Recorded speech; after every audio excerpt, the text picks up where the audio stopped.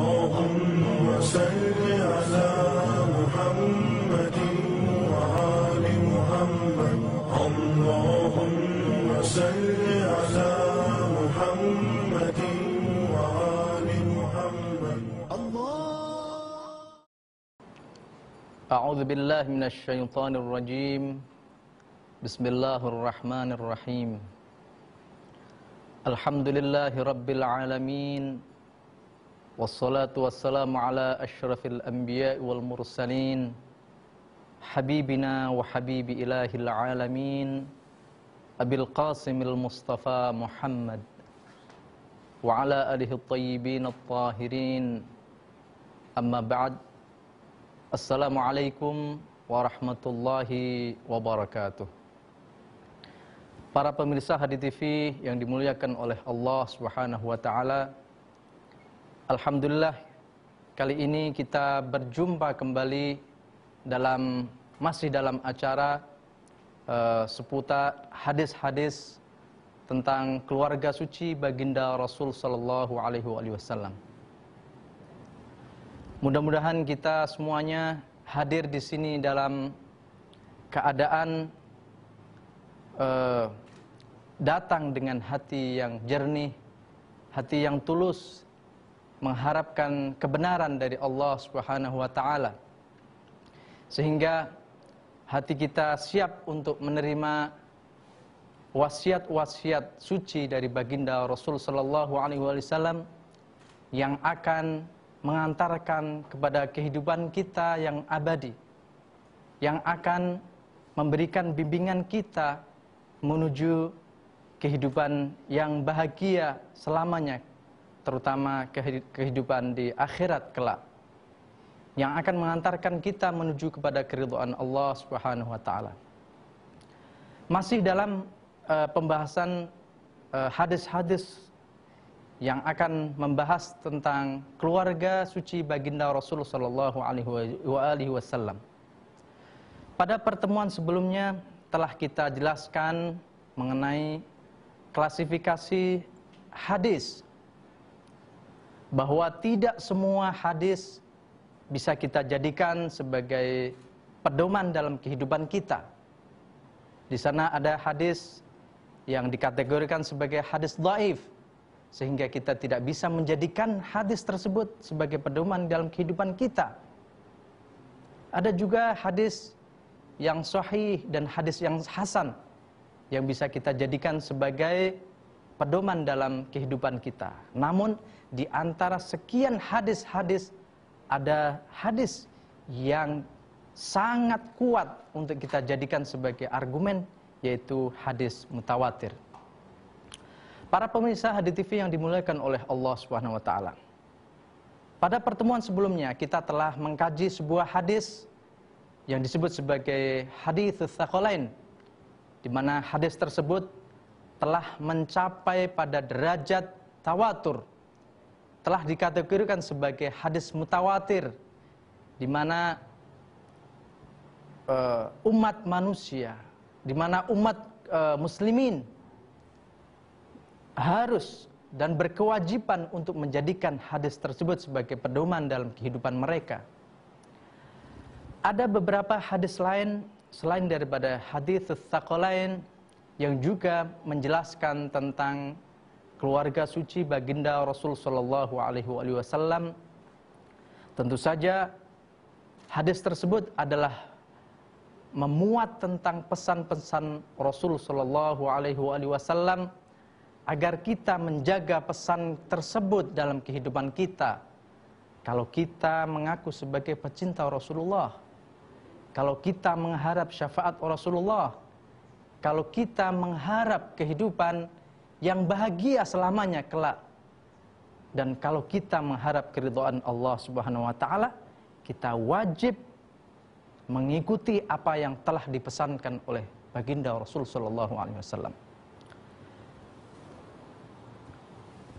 Para pemirsa yang dimuliakan oleh Allah Subhanahu wa taala, di antara hal-hal yang penting bagi kita untuk mengenali keluarga suci baginda Rasul sallallahu alaihi wasallam adalah bahwa keluarga suci Rasul Shallallahu Alaihi Wasallam merupakan sosok-sosok yang akan kita jadikan sebagai panutan kita yang akan membawakan bahtera penyelamat bagi umat manusia. Hal tersebut juga telah dipaparkan oleh baginda Rasul Shallallahu Alaihi Wasallam dalam sabdanya. Beliau mengatakan dalam sebuah hadis yang sangat masyhur, di mana hadis Rasul Shallallahu Alaihi Wasallam ini juga telah mencapai pada derajat tawatur. Sudah diriwayatkan oleh sebagian besar para perawi hadis, sehingga begitu banyaknya para perawi hadis yang meriwayatkan hadis ini tidak lagi diragukan untuk kita jadikan sebagai pegangan dalam kehidupan kita. Baginda Rasul Shallallahu Alaihi Wasallam bersabda, sebagaimana diabadikan di dalam Mustadrak As-Sahihain oleh Al-Hakim An-Naisaburi pada jilid yang kedua halaman 343.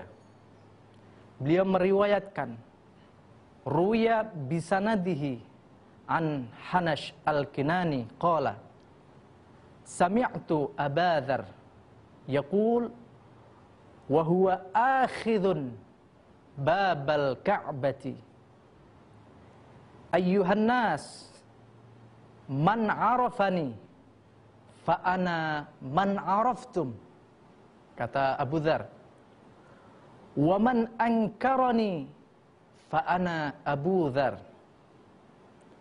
Sami'tu Rasulullah sallallahu alaihi wa alihi wasallam yaqul mathalu ahlu baiti mathalu safinati Nuhin man rakibaha naja wa man takhallafa anha ghariq. Qala Al-Hakim hadza hadithun sahihun ala syarti Muslim. Para pemirsa yang dimuliakan oleh Allah Subhanahu wa taala, kita dari hadis yang diriwayatkan oleh Al-Hakim di dalam Mustadraknya tersebut dapat mengetahui tentang wasiat yang disampaikan oleh baginda Rasul Shallallahu Alaihi Wasallam kepada umatnya mengenai keluarga suci yang ditinggalkan oleh beliau. Sebelum kita mengkaji tentang makna apa yang diwasiatkan oleh baginda Rasul Shallallahu Alaihi Wasallam ini, terlebih dahulu kita akan menguji tentang hadis ini dari sisi riwayat dan sanadnya. Namun sebelum itu, mari kita baca arti daripada hadis yang barusan kita baca yang diriwayatkan oleh Al-Hakim tersebut.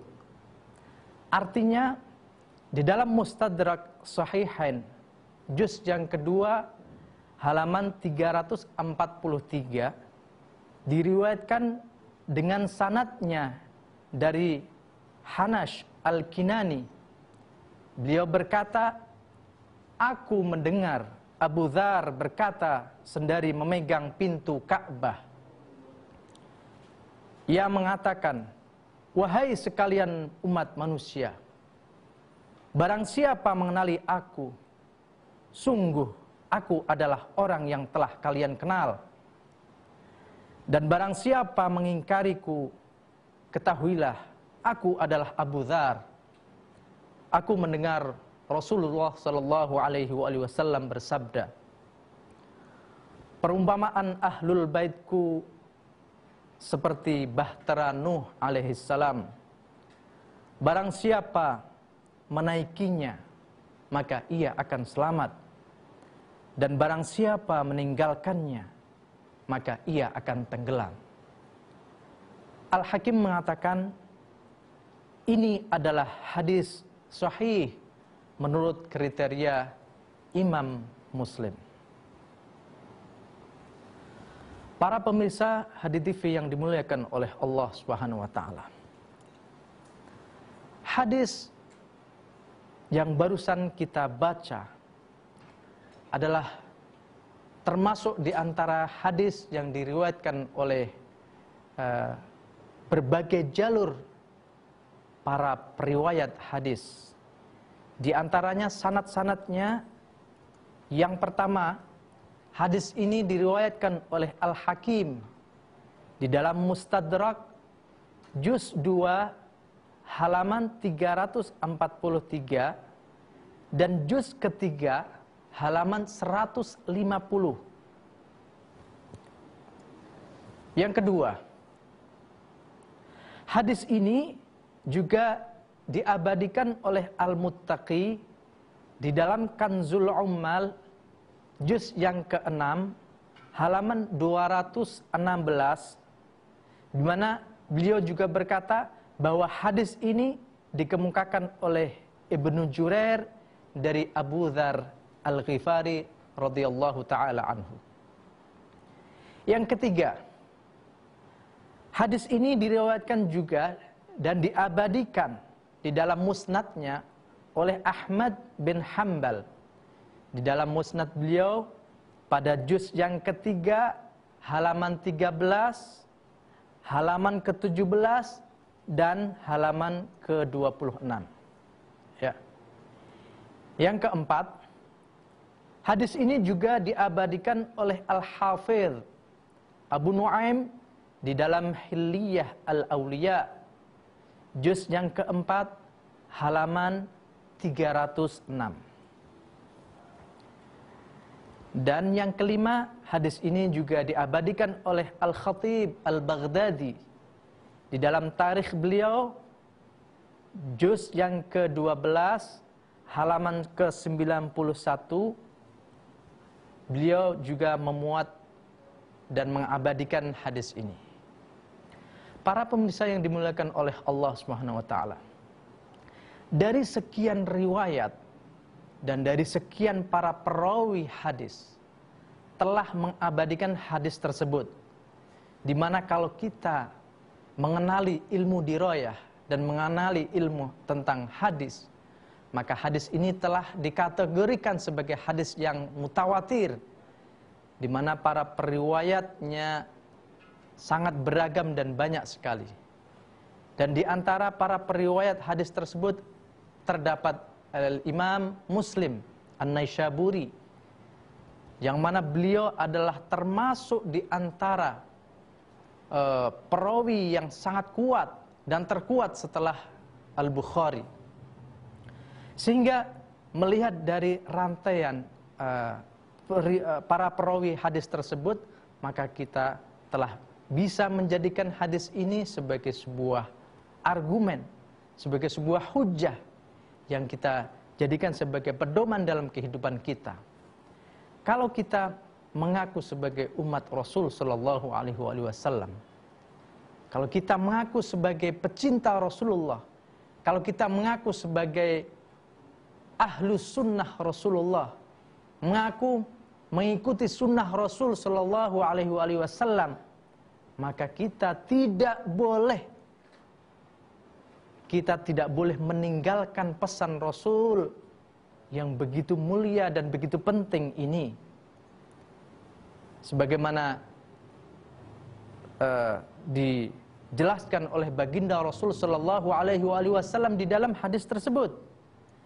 Karena hadis tersebut telah diakui oleh para ulama dan telah ditetapkan oleh para perawi hadis, sehingga hadis tersebut telah mencapai pada derajat tawatur. Hadis tersebut di samping tergolong sebagai hadis yang sahih, hadis hasan, juga hadis tersebut adalah termasuk di antara hadis yang mutawatir. Adapun pesan-pesan daripada hadis tersebut yang dapat kita jadikan sebagai pelajaran dalam kehidupan kita, tentu saja kita sebagai umat Rasulullah Shallallahu Alaihi Wasallam, kita sebagai pecinta baginda Rasul, kita tidak akan membiarkan pesan-pesan yang disampaikan oleh Rasulullah Shallallahu Alaihi Wasallam. Karena kita sudah tahu bahwa pesan tersebut adalah pesan yang benar-benar disampaikan oleh Rasulullah sebagaimana telah ditetapkan di dalam sanad daripada hadis tersebut. Oleh karena itu jelas bagi kita sebagai pecinta Rasul Shallallahu Alaihi Wasallam, bagi kita yang mengaku sebagai umat Rasulullah, yang mengharapkan syafaat Rasulullah, kita tidak boleh membiarkan hadis tersebut lewat begitu saja, tapi kita berkewajiban untuk memahaminya, untuk mencerna, memahami isinya, dan kemudian mempraktikkan dalam kehidupan kita. Hadis tersebut memiliki beberapa pesan penting, di antaranya yang pertama, bahwa Ahlul Bait Rasulullah atau keluarga suci Rasulullah Shallallahu Alaihi Wasallam merupakan pribadi-pribadi yang kita jadikan sebagai pegangan hidup pasca Rasulullah Shallallahu Alaihi Wasallam. Di dalam hadis tersebut dikatakan bahwa mathalu ahlu baiti Rasulillah, bahwa perumpamaan keluarga Rasulullah Shallallahu Alaihi Wasallam adalah mathalu safinati Nuhin, adalah diumpamakan bagaikan bahtera Nuh. Kita tahu, wahai saudara-saudaraku, bahwa Nuh alaihi salam pada waktu itu diperintahkan oleh Allah Subhanahu wa taala untuk mengendari sebuah bahtera, sebuah perahu yang beliau buat, di mana para umatnya yang hidup pada waktu itu mereka akan selamat dengan satu syarat, yaitu hanya menaiki bahtera Nuh. Ahlul Bait begitu juga sebagaimana diumpamakan oleh Rasul Shallallahu Alaihi Wasallam. Rasulullah mengumpamakan Ahlul Bait adalah bagaikan bahtera Nuh, di mana fungsi bahtera Nuh pada waktu itu sebagai tempat yang akan memberikan kenyamanan dan keselamatan bagi siapapun yang menaikinya. Yang pertama. Yang kedua, bahwa bahtera Nuh pada waktu itu hanya akan memberikan keselamatan kepada siapa yang menaikinya. Adapun sisanya, semuanya selain mereka yang menaiki perahu Nuh, mereka akan tenggelam pada waktu itu dan akan binasa. Jadi dari percontohan yang dijelaskan oleh baginda Rasul Shallallahu Alaihi Wasallam tersebut, dapat kita pahami bahwa seorang Muslim yang mengaku sebagai umat Rasulullah akan bisa selamat dengan satu catatan, ketika menjadikan keluarga suci Rasulullah, ketika menjadikan Ahlul Bait sebagai pegangan dalam kehidupan mereka, maka mereka akan bisa selamat pada waktu itu. Dan orang-orang yang tidak mau menjadikan Ahlul Bait sebagai pedoman dalam kehidupan mereka, orang-orang yang tidak mau mengikuti akhlak-akhlak mulia, ajaran-ajaran tinggi Ahlul Bait, maka mereka adalah orang-orang yang akan tenggelam dalam kesesatan. Jadi Ahlul Bait merupakan pribadi-pribadi yang kita jadikan sebagai pegangan hidup pasca Rasulullah Shallallahu Alaihi Wasallam. Dan tanpa mengikuti Ahlul Bait Rasulullah, niscaya umat manusia akan tenggelam. Niscaya umat manusia akan tertinggal dari bahtera kebaikan, akan tertinggal dari bahtera kebenaran. Karena Ahlul Bait merupakan wadah keselamatan. Ahlul Bait merupakan bahtera penyelamatan yang akan menyelamatkan agama umat Rasulullah. Merupakan bahtera penyelamatan yang akan menyelamatkan kehidupan umat Rasulullah pasca Rasulullah Shallallahu Alaihi Wasallam. Sehingga mereka diibaratkan bagaikan bahtera Nuh, bagaikan safinah Nuh yang akan menyelamatkan bagi siapapun yang menaikinya. Pesan yang kedua dari hadis tersebut,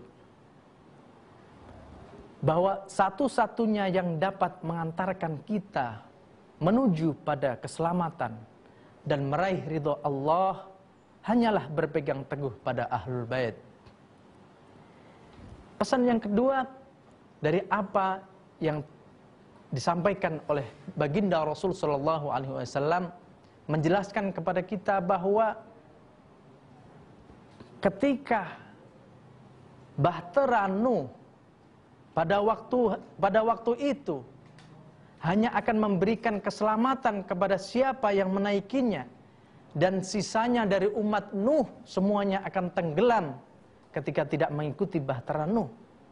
Maka Ahlul Bait juga sedemikian rupa, bahwa Ahlul Bait adalah peninggalan Rasulullah yang dijadikan sebagai bahtera penyelamat ketika umat manusia, kendatipun mereka mengakui dirinya sebagai pecinta Rasulullah, kendatipun mengakui bahwa dirinya sebagai orang yang mengikuti sunnah Rasulullah, mengaku-ngaku bahwa dirinya sebagai orang yang senantiasa berpegang teguh kepada sunnah Rasulullah, tetapi kalau tidak mendengarkan wasiat Rasulullah ini, tidak mau mengikuti keluarga suci Rasulullah, Ahlul Bait Rasulullah ini, maka niscaya dia akan tenggelam dalam kesesatan. Dia akan tertinggal dari bahtera keselamatan ini. Jadi pesan yang kedua, bahwa satu-satunya yang bisa kita jadikan sebagai tempat yang akan memberikan keselamatan bagi kehidupan kita, bagi agama kita adalah Ahlul Bait. Ahlul Bait adalah syarat mutlak bagi kita untuk kita bisa selamat di dunia dan selamat di akhirat.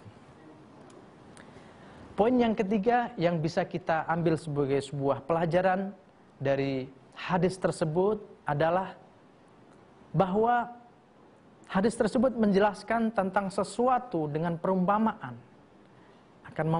yang mana dengan penjelasan perumpamaan ini akan mempermudah bagi orang-orang yang menerima pesan tersebut. Terkadang dalam sebagian daripada nas, baik itu ayat maupun riwayat, selantiasa diberikan sebuah contoh atau perumpamaan, di mana fungsi daripada perumpamaan ini adalah mendekatkan kepada para penerima pesan tersebut menuju kepada pemahaman. Begitu juga baginda Rasul sallallahu alaihi wasallam yang telah memahami umatnya, memiliki beberapa tingkatan dalam daya pemahamannya. Ada di antara sebagian mereka yang pemahamannya rendah, ada sebagian mereka yang akalnya tinggi dan cepat memahami. Nah, bagi mereka yang pemahamannya rendah dan akalnya sukar untuk bisa memahaminya, Rasulullah SAW memberikan penjelasan yang sangat mudah. Di antaranya adalah dengan cara memberikan contoh-contoh, memberikan perumpamaan-perumpamaan. Nah, dalam hadis ini juga baginda Rasulullah SAW memberikan sebuah perumpamaan tentang keluarga sucinya, tentang kedudukan keluarga sucinya, dengan perumpamaan Safinah Nuh. Tujuannya agar dengan perumpamaan ini lebih mudah untuk bisa dipahami oleh umatnya. Poin yang keempat yang bisa kita ambil dari pesan-pesan hadis ini, bahwa di dalam hadis ini terkandung dua makna. Yang pertama adalah makna indzar, dan yang kedua adalah makna tabsyir. Makna indzar adalah sebuah makna peringatan. Artinya ketika umatnya yang mendapatkan pesan dari Rasulullah SAW ini tidak mau mengikuti pesan-pesan Rasul ini, tidak mau mengambil pesan-pesan ini sebagai pedoman dalam kehidupannya, maka baginya akan ada ancaman-ancaman, akan ada indzar. Rasulullah SAW mengatakan, "Waman takhallafa anha ghariq." Dan barang siapa tidak mau mengikuti Ahlul Bait, barang siapa tidak mengindahkan pesan-pesan Rasulullah ini untuk mengikuti Ahlul Baitnya, mengikuti keluarga sucinya, maka ghariq, maka dia akan tenggelam dalam kehancuran, dia akan tertinggal dalam kesesatan. Ini adalah indzar. Dan yang kedua, dalam hadis ini juga terkandung makna tabsyir atau kabar gembira, di mana kabar gembira tersebut bagi orang-orang yang mau mendengarkan pesan-pesan Rasulullah. Waman rakibaha naja. Pesan tabsyir yang terkandung di dalam hadis tersebut adalah man rakibaha naja. Dan barang siapa mengikuti ahlul bait, dan barang siapa menaiki bahtera ahlul bait tersebut, rakibaha naja, dia akan selamat di dunia dan selamat di akhirat insyaallah. Demikianlah pesan-pesan di dalam hadis yang telah disampaikan oleh Rasulullah sallallahu alaihi wasallam berkaitan dengan keluarga suci beliau.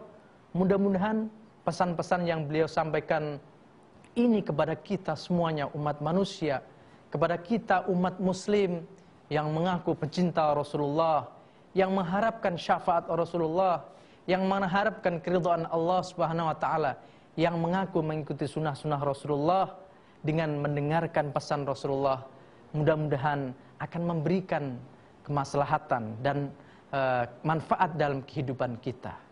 Dan tentu saja orang-orang yang tidak mengindahkan pesan-pesan Rasul ini kelak akan mendapatkan murka dari Allah, dan dia tidak akan mendapatkan syafaat dari Rasulullah, dan dia tergolong sebagai orang-orang yang berdusta bahwa dia telah mencintai dan mengikuti Rasulullah.